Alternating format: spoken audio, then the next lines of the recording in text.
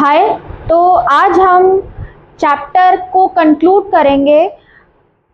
तो आज हम शुरू करेंगे सबसे पहले जिस टॉपिक से, उसका नाम है dynamic state of body constituents. तो हम ये जानते हैं कि हमारे जो लिविंग ऑर्गेनिजम्स है ये बायोमोलिक्यूल्स से मिलकर के बने हुए हैं। अब ये बायोमोलिक्यूल्स में क्या क्या आते हैं आपके, हमने प्रीवियस क्लास में पढ़ा था कि उन बायोमोलिक्यूल्स में प्रोटीन्स आ जाएंगे, कार्बोहाइड्रेट्स आ जाएंगे, लिपिड्स, न्यूक्लिक एसिड्स, विटामिन्स और मिनरल्स आ जाएंगे। ठीक है। अब हम ये जानते हैं कि ये जो मॉलिक्यूल्स हैं जब हमारी बॉडी में कंटिन्यूअसली सिंथेसाइज और डिग्रेड होते रहते हैं तो हम ये कह सकते हैं कि हमारी बॉडी में जितने भी बॉडी कंस्टिट्यूएंट्स हैं they exist in a dynamic state and not in a static state. ठीक है। जैसे एग्जांपल क्या हो गया, प्रोटीन्स जो होते हैं ये कंटिन्यूअसली हमारी बॉडी में अमीनो एसिड से सिंथेसाइज होते हैं और किस में टूटते हमारे अमीनो एसिड्स में से सिंथेसाइज होंगे और उन्हीं में टूट जाएंगे। सेम आपका ग्लाइकोजन के साथ भी है, ग्लाइकोजन से ग्लूकोज बना और ग्लूकोज से ग्लाइकोजन बना। ठीक है। ऐसे ही फैट्स से आपके ब्रेक डाउन हुए फैटी एसिड्स और ग्लाइसरॉल में, और यही फैटी एसिड्स और ग्लाइसरॉल मिलकर के आपके फैट्स भी बना सकते हैं। तो क्या हम ये कह सकते हैं कि hence molecules are in a state of constant turnover. ठीक है। टर्नओवर का यही मतलब है कि जो जिससे बना वो उसी में जाकर के डिग्रेड हो गया, और जो डिग्रेड हुआ है वही जाकर के उसके फॉर्मेशन के लिए भी रेस्पॉन्सिबल होता है। ठीक है। अब हम पढ़ेंगे concept of metabolism. Concept of metabolism हमने फर्स्ट चैप्टर में क्या पढ़ा था कि हमारी बॉडी में जितने भी बायोकेमिकल रिएक्शंस होते हैं वो क्या है, उनका पूरा का पूरा जो टोटल सम है वो मेटाबॉलिज्म कहलाता है। तो क्या हम ये कह सकते हैं कि metabolism is equal to catabolism plus anabolism? हाँ, तो हम ये कह सकते हैं। अब हम ये जानते हैं कि ये जो फीचर होता है ये कैरेक्टरिस्टिक फीचर होता है लाइफ का। कैरेक्टरिस्टिक और डिफाइनिंग फीचर क्या होते हैं ये हम फर्स्ट चैप्टर में पढ़ेंगे। ठीक है। तो थाउजेंड्स ऑफ जो रिएक्शंस होते हैं हमारे सेल्स में साइमल्टेनियसली होते रहते हैं। अब जो हमारे मेटाबॉलिज्म है ये दो टाइप का होता है। एक होता है जिसमें डिस्ट्रक्टिव प्रोसेसेस होती हैं, डिस्ट्रक्टिव रिएक्शन या प्रोसेस कह लीजिए, और एक होता है एनाबॉलिज्म जिसको हम ये कह सकते हैं कि ये सिंथेसाइजिंग रिएक्शंस इनमें होती हैं। ठीक है। अब जो ब्रेक डाउन होता है कैटाबॉलिज्म में क्या होगा, ब्रेक डाउन होगा कॉम्प्लेक्स मॉलिक्यूल्स का सिंपलर मॉलिक्यूल्स में। यहाँ पर एनर्जी रिलीज होगी और जैसे मान लीजिए जो हमारा ग्लूकोज है एग्जांपल में, ये कार्बन डाइऑक्साइड वाटर और एनर्जी रिलीज करेगा, प्रोटीन हमारे अमीनो एसिड्स रिलीज करेंगे, फैटी एसिड्स क्या करेंगे, हमारे फैटी एसिड्स और ग्लिसरॉल रिलीज करेंगे। इनके कैरेक्टरिस्टिक्स क्या क्या हो सकते हैं, ये डिग्रेडेटिव प्रोसेस है, एक्सर्गोनिक है, एक्सर्गोनिक को हम ये भी कह सकते हैं कि ये एक्सोथर्मिक रिएक्शन है, एक एक्सोथर्मिक रिएक्शन का एग्जांपल है, और एनर्जी को प्रोड्यूस कर रहा है in the form of ATP. ATP को और क्या कहते हैं, energy currency of the cell.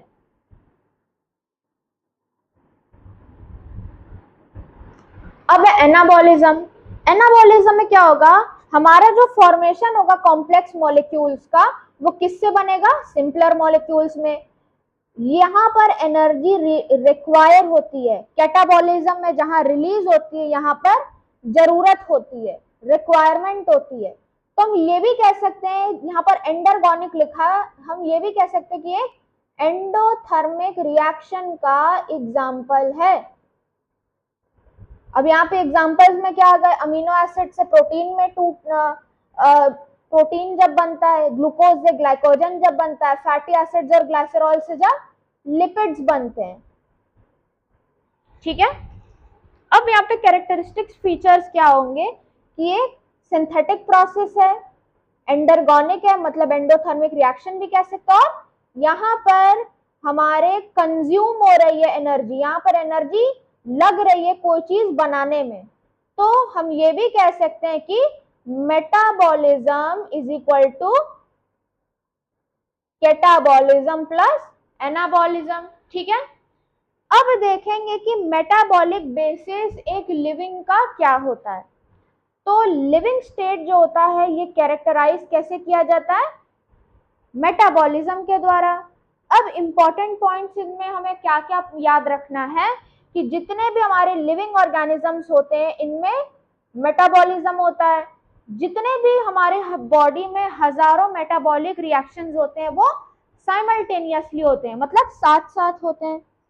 हमारी बॉडी में जितने भी रिएक्शंस होते हैं वो ज्यादातर क्या होंगे, एंजाइम मीडिएटेड होंगे। ठीक है, मेटाबॉलिज्म क्या मेंटेन करेगा हमारी बॉडी में, ग्रोथ की प्रोसेस को, रिप्रोडक्शन की प्रोसेस को, रिपेयर की प्रोसेस को और एनर्जी के प्रोडक्शन की प्रोसेस को। ठीक है, एंजाइम्स क्या होते हैं, एंजाइम्स हमारे बॉडी में एक बायोलॉजिकल कैटलिस्ट के तरह काम करते हैं कि हमारे बॉडी में होने वाले जितने भी बायोकेमिकल रिएक्शंस हैं ये उनकी स्पीड को क्या करेगा, एक्सेलरेट करेगा without undergoing any permanent change in themselves. मतलब अपने आप को उसमें पूरी तरह से बदल नहीं देगा, कंज्यूम नहीं करेगा, पर जो भी बायोकेमिकल रिएक्शंस है उनको क्या करेगा, बढ़ा देगा। ठीक है, जैसे अमाइलेज हो गया, ये हमारा कार्बोहाइड्रेट का डाइजेशन करता है। पेप्सिन ट्रिप्सिन क्या करते हैं, हमारे प्रोटीन की डाइजेशन करते हैं। लाइपेज क्या करता है, ये हमारे फैट की डाइजेशन करता है। कैटेलेज क्या करेगा, एंजाइम की रेट को बढ़ाएगा, रिएक्शन की जो रेट होती है उसको बढ़ाएगा। ठीक है, प्रॉपर्टीज क्या होती हैं इनकी, प्रोटीनेशियस नेचर का होगा।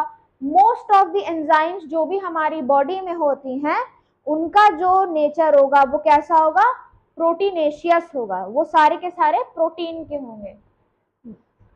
एक्सेप्शन क्या आ गया इसका, ये इंपॉर्टेंट है, एक्सेप्शन होगा राइबोजाइम्स जहां पर आरएनए एंजाइम्स के फॉर्म में यूज होते हैं। ठीक है, कैटालिटिक नेचर है, रिएक्शंस के रेट को बढ़ा देगा, बहुत कम क्वांटिटी में जरूरत होती है इनकी और रिएक्शन के बाद भी ये अनचेंज रहता है। ठीक है, अब हमारा तीसरा प्रॉपर्टी जो कि है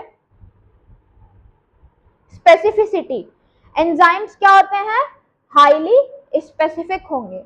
इसमें हम सबसे पहला पढ़ेंगे एब्सोल्यूट स्पेसिफिसिटी, कि हर एंजाइम एक पर्टिकुलर सबस्ट्रेट के लिए ही जा करके बाइंड करेगा, acts only on one substrate. जैसे यूरिएज क्या करेगा, यूरिएज सिर्फ और सिर्फ यूरिया के ऊपर काम करेगा। ठीक है, ग्रुप स्पेसिफिसिटी क्या होता है, ग्रुप स्पेसिफिसिटी का मतलब होता है कि एक ग्रुप ऑफ आपके रिलेटेड कंपाउंड्स के साथ ही ये क्या करेगा, रिएक्ट करेगा। ठीक है, फिर है हमारा इसका एग्जाम्पल हेक्सोकाइनेस जो कि हमारे सेवरल हेक्सोसेस के ऊपर काम करेंगे। ठीक है, फिर हमारा ऑप्टिकल स्पेसिफिसिटी, यहाँ पर ये काम करते हैं सिर्फ on a particular optical isomers. ठीक है, यहाँ पर एग्जाम्पल क्या आ जाएंगे हमारे, जैसे एल अमीनो एसिड ऑक्सीडेजेस होंगे, ये हमारे वर्क करेंगे एल अमीनो एसिड्स के ऊपर। ये एल और डी क्या होता है ये हम पढ़ेंगे कार्बन हाइड्रोकार्बन वाले चैप्टर में। ठीक है, एंजाइम के कंपोनेंट्स की अगर अब हम बात करें तो एंजाइम की अगर हम कंपोनेंट्स की बात करेंगे तो सिंपल एंजाइम्स में सिर्फ और सिर्फ, सिंपल एंजाइम में हमारे सिर्फ और सिर्फ क्या पाए जाएंगे, ओनली प्रोटीन पाए जाएंगे, जैसे कि पेप्सिन हो गया। ठीक, कंजुगेटेड एंजाइम्स क्या होंगे, जिसमें प्रोटीन और नॉन प्रोटीन दोनों पार्ट्स पाए जाते हैं। ठीक है, अब हम देखेंगे कि कोफैक्टर्स क्या होते हैं। तो कोफैक्टर्स का मतलब होता है कि नॉन प्रोटीन कंपोनेंट्स जो कि जरूरत होती है जिनकी एंजाइम के एक्टिविटी के दौरान। अब इनके टाइप्स कौन कौन से होते हैं, प्रोस्थेटिक ग्रुप्स हो गए, कोएंजाइम्स हो गए और मेटल एक्टिवेटर्स हो गए। ठीक है। प्रोस्थेटिक ग्रुप्स क्या होते हैं? ये वो ऑर्गेनिक कंपाउंड्स होते हैं जो कि हमारे एंजाइम के साथ बहुत ही टाइटली अटैच्ड होंगे, ठीक है। जैसे हमारा हीम जो होता है, हीम कैटेलेज में, एग्जाम्पल हीम हो गया हमारे कैटेलेज में, और एफएडी हो गया, ठीक। कोएंजाइम्स क्या होते हैं हमारे? ये लूजली अटैच्ड होते हैं ऑर्गेनिक मॉलिक्यूल से, जैसे एनएडी, एनएडीपी और कोएंजाइम में इसके एग्जांपल्स हो गए। मेटल एक्टिवेटर्स क्या होते हैं? यहाँ पर जैसे मेटल है, ये इनके एंजाइम है। Zn2+ के लिए कौन से एंजाइम का यूज होगा? कार्बोनिक एनहाइड्रेस का। मैग्नीशियम के लिए काइनेसिस का यूज होगा। आयरन के लिए कैटेलेजेस का यूज होगा, और कॉपर के लिए, क्यूप्रिक आयंस के लिए हमारे ऑक्सीडेज का यूज होता है, ठीक है। अब एपो एंजाइम्स और होलो एंजाइम्स क्या होते हैं, इसका कॉन्सेप्ट समझने वाला है कि एपो एंजाइम इनएक्टिव प्रोटीन का पोर्शन होता है, और होलो एंजाइम क्या होता है? ये एक्टिव कंप्लीट एंजाइम होता है, ठीक। अब एक्टिव साइट क्या होता है? एक्टिव साइट का मतलब होता है कि वो 3D क्लेफ्ट। एक्टिव साइट से आप ये समझ लीजिए कि ये क्या होता है, ये ऐसा 3 डायमेंशनल क्लेफ्ट होता है। क्लेफ्ट का मतलब समझ लीजिए कि इस तरह का कोई एक गड्ढा, या कोई एक ऐसा क्या कहते हैं, गड्ढे जैसा स्ट्रक्चर होगा, पिट जैसा स्ट्रक्चर, जहां पे कोई चीज आकर के बाइंड कर सके, जहां पर हमारा सबस्ट्रेट बाइंड करेगा। रीजन्स कौन कौन से होंगे? 2 रीजन्स होंगे, एक बाइंडिंग साइट होगा और एक कैटालिटिक साइट होगा, ठीक। इसके कैरेक्टरिस्टिक्स क्या होंगे कि ये एक्टिव साइट बहुत ही हाईली स्पेसिफिक होता है, और स्मॉल रीजन ऑफ एंजाइम यहाँ पर आकर के मतलब जुड़ सकता है, और ये टर्शरी स्ट्रक्चर से मिलकर के बना हुआ होता है, ठीक है। अब मैकेनिज्म क्या होती है? किसी भी एंजाइम के एक्शन को काम करने के लिए क्या जरूरी होता है कि एंजाइम को काम कराया जा सके, वो कितने स्टेप्स में काम करता है, अभी हम पढ़ेंगे। तो पर्पल कलर से मैंने यहाँ पे एंजाइम को बनाया है, और ग्रीन कलर से बनाया है मैंने सबस्ट्रेट को। तो पहले स्टेप में क्या हो रहा है कि एंजाइम और सबस्ट्रेट बाइंड हो रहे हैं, ठीक। दूसरे स्टेप में इनका एक कॉम्प्लेक्स बन रहा है। तीसरे स्टेप में क्या हो रहा है? आपका प्रोडक्ट, यहाँ पे आप एरो बना सकते हैं कि यहाँ पर इनके ये प्रोडक्ट्स रिलीज हो रहे हैं। तो तीसरे स्टेप में क्या होगा? हमारे प्रोडक्ट्स की रिलीज होगी। अब कुछ बड़े ही इंपॉर्टेंट मॉडल्स के बारे में पढ़ेंगे कि एंजाइम एक्शन किन मॉडल्स के ऊपर काम करता है। तो हमारा जो एंजाइम एक्शन है, ये सबसे पहला जो मॉडल था लॉक एंड की मॉडल, जो कि दिया गया था एमिली फिशर के द्वारा। उन्होंने क्या बताया था कि एक्टिव साइट क्या होता है? रिजिड होता है। हमें ज्यादा डिटेल में नहीं जानना है, पर एंजाइम एक्शन समझने के लिए इनका एक ब्रीफ ओवरव्यू लेना जरूरी है। सबस्ट्रेट फिट्स परफेक्टली लाइक अ की इनटू अ लॉक। इन्होंने यहाँ पर एक एग्जांपल दिया कि जैसे हर एक ताले की एक चाबी होती है, वैसे ही हर एक एंजाइम का एक सबस्ट्रेट होता है। जैसे कि एक ताला चाबी में फिट बैठता है, एक चाबी ताले में फिट बैठती है, वैसे एक एंजाइम सबस्ट्रेट में फिट बैठता है। ड्रॉबैक क्या था इसका कि ये एंजाइम मॉलिक्यूल्स की फ्लेक्सिबिलिटी को एक्सप्लेन करने में विफल हुआ था, फेल हो गया था, ठीक। दूसरा मॉडल है हमारा इंड्यूस्ड फिट मॉडल, जो कि दिया था कॉशल एंड कॉशलैंड ने।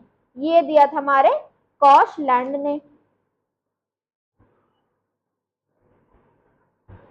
कॉशलैंड ने दिया था ये 1959 में। एक्टिव साइट इसमें क्या होगा? जहां यहाँ पे रिजिड था, यहाँ पर फ्लेक्सिबल होगा। यहाँ पर सबस्ट्रेट फिट बैठ रहा था लाइक अ की इनटू अ लॉक। यहाँ पर जो शेप होगा वो चेंज हो जाता है। ये देखिएगा, यहाँ पर शेप चेंज हो जाएगा सबस्ट्रेट के बाइंडिंग के बाद, ठीक। ये मॉडल क्या होता है? ये वाइडली एक्सेप्टेबल मॉडल है टिल डेट। अब हम समझेंगे कि कॉन्सेप्ट ऑफ एक्टिवेशन एनर्जी क्या होता है। तो किसी भी रिएक्शन को इनिशिएट करने के लिए या स्टार्ट करने के लिए जो मिनिमम एनर्जी रिक्वायर्ड होती है उसी को हम किस नाम से जानते हैं? एक्टिवेशन एनर्जी के नाम से जानते हैं। यहाँ पर एंजाइम्स के रोल क्या होंगे कि दे लोअर एक्टिवेशन एनर्जी। इनका काम क्या होता है एक्टिवेशन एनर्जी में कि दे लोअर एक्टिवेशन एनर्जी, जिससे कि रिएक्शन का रेट क्या होता है? काफी ज्यादा बढ़ जाता है। अब हम देखेंगे कि एंजाइम क्लासिफिकेशन किस तरह से की जाती है। एंजाइम क्लासिफिकेशन किस तरह से की जाती है, ये इंपॉर्टेंट है, ये एनसीईआरटी में भी दिया हुआ है, ये पूछता भी है, पीवाईक्यूज में काफी ये रिपीट होने वाले क्वेश्चंस हैं। तो सबसे पहला ऑक्सी रिडक्टेज, जो कि ऑक्सीडेशन और रिडक्शन की प्रोसेस को कैटेलाइज करता है। एग्जाम्पल क्या हो जाएगा हमारा? डिहाइड्रोजनेज और ऑक्सीडेज। फिर हमारा ट्रांसफरेज। ट्रांसफरेज क्या करेगा? ये ट्रांसफर करेगा फंक्शनल ग्रुप्स को। एग्जाम्पल क्या होगा हमारा? ट्रांस एमिनेज हो गया। फिर हमारे हाइड्रोलेसिस एंजाइम, जो कि वाटर, देखिए ASES, ये वर्ड जहां भी, ये 4 लेटर किसी वर्ड में जहां भी पीछे लगे हो तो समझ जाइएगा कि किसी तरह के एंजाइम की बात हो रही है। और सबसे जो इनको आइडेंटिफाई करने में आसानी होती है कि इनका जो सामने के लेटर्स होते हैं उससे आप ये समझ जाएंगे कि ये किस चीज की ब्रेकडाउन में या कैटालिसिस में हेल्प कर रहा है। ये आपके वाटर के बॉन्ड को तोड़ते हैं, जैसे लाइपेज हो गया, एमाइलेज हो गया और प्रोटीएज हो गया, प्रोटीएज। फोर्थ है हमारा लाइएसिस। लाइएसिस क्या करते हैं? ये ऐड करते हैं और रिमूव करते हैं उन ग्रुप्स को विदाउट हाइड्रोलिसिस। क्या करेंगे? ये ऐड करेंगे और रिमूव करेंगे ग्रुप्स को विदाउट हाइड्रोलिसिस। ठीक, जैसे एग्जाम्पल क्या हो गया हमारा? डी कार्बोक्सिलेज हो गया। फिर है हमारा आइसोमेरेजेस एंजाइम, जो कि आइसोमेराइजेशन की प्रोसेस को कैटेलाइज करेगा। और है फिर हमारा लाइगेजेस, जो कि मॉलिक्यूल्स को आपस में ज्वाइन करता है एनर्जी लगा के, मतलब एटीपी को यूज करेगा और मॉलिक्यूल्स को आपस में जोड़ेगा, जैसे कि डीएनए लाइगेजेस। डीएनए लाइगेजेस को हम क्लास 12th में फिर से पढ़ेंगे कि ये डीएनए को किन प्रोसेसेस में जोड़ता है। फिर हमारे वो फैक्टर्स जो कि एंजाइम की एक्टिविटी को अफेक्ट करते हैं। सबसे पहला है हमारा टेम्परेचर। टेम्परेचर ह्यूमन एंजाइम्स को काम करने के लिए चाहिए होता है 37 डिग्री सेल्सियस के आसपास। अगर ये टेम्परेचर बिलो ऑप्टिमम है, मतलब नॉर्मल टेम्परेचर से अगर कम है तो रिएक्शन स्लो हो जाएगा। अगर ऊपर है, अगर टेम्परेचर ज्यादा है तो डीनेचुरेशन होगा। डीनेचुरेशन का क्या मतलब हम समझे थे कि प्रोटीन के स्ट्रक्चर में क्या हो जाएगा, हमें सेकेंडरी, टर्शरी और क्वाटरनरी स्ट्रक्चर्स दिखेंगे कि वो बिगड़ चुके हैं या खराब हो चुके हैं, पर प्राइमरी स्ट्रक्चर में कोई भी बदलाव नहीं हो रहा था। हमने ये पढ़ा था पहले। पीएच क्या होगा? हर एंजाइम का अपना एक कैरेक्टरिस्टिक ऑप्टिमम पीएच होता है। जैसे पेप्सिन के लिए 1.5 से 2 की जरूरत होती है, सेलिवरी एमाइलेज के लिए 6.8, ट्रिप्सिन के लिए जरूरत होती है 8 की। ठीक, अब देखते हैं कि सबस्ट्रेट की कंसंट्रेशन हमारे एंजाइम की एक्टिविटी को कैसे अफेक्ट करती है। तो इनिशियली हमने देखा कि रेट बढ़ रहा था प्रोपोर्शनली, इवेंचुअली फिर देखा कि एंजाइम सैचुरेट हो गया कुछ समय बाद, कि उसकी जो रेट थी वो अनअफेक्टेड हुई। फिर कुछ समय बाद उसकी मैक्सिमम वेलोसिटी को उसने रीच किया। ठीक, एंजाइम की कंसंट्रेशन कैसे अफेक्ट करती है? जितना ज्यादा होगा एंजाइम का कंसंट्रेशन उतना ही ज्यादा होगा रिएक्शन का रेट। ठीक, प्रोडक्ट की कंसंट्रेशन कैसे अफेक्ट करती है? यहाँ पर अक्यूमुलेशन होता है अगर प्रोडक्ट्स का, तो एंजाइम की जो एक्शन होगी ये बंद हो जाएगी, इनहिबिट हो जाती है। ठीक, अब यहाँ पे माइकलिस मेंटन की थ्योरी क्या कहती है? माइकलिस मेंटन की थ्योरी यहाँ ये कहती है कि जब एंजाइम और सबस्ट्रेट मिलता है तो एंजाइम सबस्ट्रेट कॉम्प्लेक्स बनता है और एंजाइम और प्रोडक्ट फिर रिलीज हो जाते हैं। एंजाइम क्यों रिलीज होता है? क्योंकि एंजाइम क्या होता है? हमारा कैटेलिस्ट होता है। ठीक, अब देखेंगे कि वी मैक्स क्या होता है। वी मैक्स को हम मैक्सिमम वेलोसिटी भी कहते हैं। ये वो वेलोसिटी होती है जो कि एंजाइम मॉलिक्यूल्स के द्वारा अटेन की जाती है, हासिल की जाती है, जब एंजाइम के मॉलिक्यूल्स क्या हो जाते हैं? सैचुरेट हो जाते हैं। ठीक, अब देखते हैं कि माइकलिस कांस्टेंट क्या होता है। इसको हम Km से डिनोट करते हैं। हमारे बुक में एक ग्राफ भी दिया गया होगा, उसको आप याद रखेंगे। सबस्ट्रेट की कंसंट्रेशन जब हाफ वी मैक्स तक पहुंच जाती है तो इसको हम माइकलिस कांस्टेंट कहते हैं। जितना कम होगा Km उतना ज्यादा होगा एफिनिटी, जितना हाई होगा Km उतनी ही कम होगी एफिनिटी। ये इंपॉर्टेंट है। एंजाइम इनहिबिशन क्या होता है? इसमें सबसे पहला हम पढ़ेंगे कॉम्पिटिटिव इनहिबिशन। यहाँ पर इनहिबिटर क्या करेगा? ये सबस्ट्रेट की तरह दिखना शुरू करेगा। जैसे हमारे पूमा के, एडिडास के आते हैं ना डुप्लीकेट मॉडल्स, ठीक उसी तरह से ये भी एक डुप्लीकेट मॉडल बनेगा इनहिबिटर किसका? सबस्ट्रेट का। ठीक, ये आपके कंपीट करता है एक्टिव साइट से।